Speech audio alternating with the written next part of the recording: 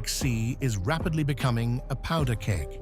France and Poland are reportedly prepping joint Rafale drills to simulate strikes inside Russian territory, while Moscow warns that UK-led exercises are rehearsing a blockade of Kaliningrad, prompting Russia to heavily reinforce its coastal defenses. Amid this dangerous escalation, European Defence Commissioner Andrius Kubilius just delivered a brutal reality check to the EU about just how fragile its eastern shield really is. Kubilius revealed a terrifying timeline for the region's survival. He issued a stark warning that if a conflict erupts, the Baltics are relying on a desperate holding pattern that will demand unprecedented financial sacrifice. Back in 2024, a war game simulation showed that Lithuanian troops can defend the whole territory of the country for 10 days before help arrives. Simulations have shown also that we can stand for 10 days only if we shall invest into our national defense more than 5% of our GDP. But after 10 days, we expect that collective defense will arrive.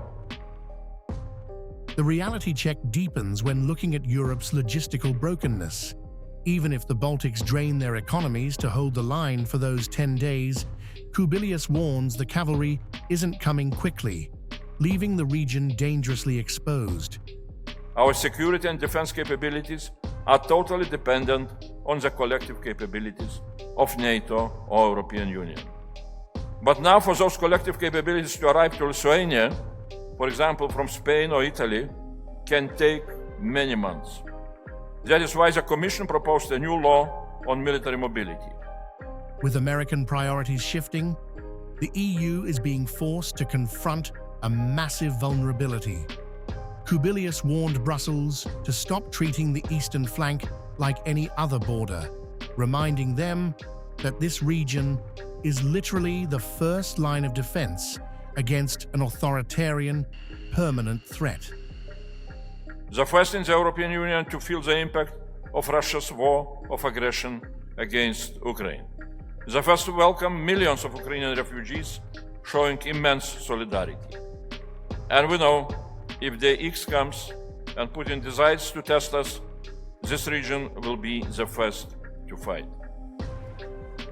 While Europe scrambles to allocate 20 billion euros to upgrade bridges and railways to move heavy tanks, Kubilius gave a final warning. Infrastructure is just preparation, not a solution. The only true strategy to neutralize the Russian threat and protect the Baltics lies in the battlefield right next door. So that is why the title of our strategy towards Russia should be very simple. Success of Ukraine. Success of Ukraine is what we can deliver through our financial support to Ukrainian defense, to its ability to prevail on the front lines, and in such a way achieve the just peace through strength. Ultimately, Kubilius's message to Brussels is a final wake-up call. The eastern border nations are prepared to drain their economies and be the first to fight, but they cannot hold the line alone indefinitely. As military drills intensify and the illusion of a safe, post-Cold War Europe shatters, the clock is ticking.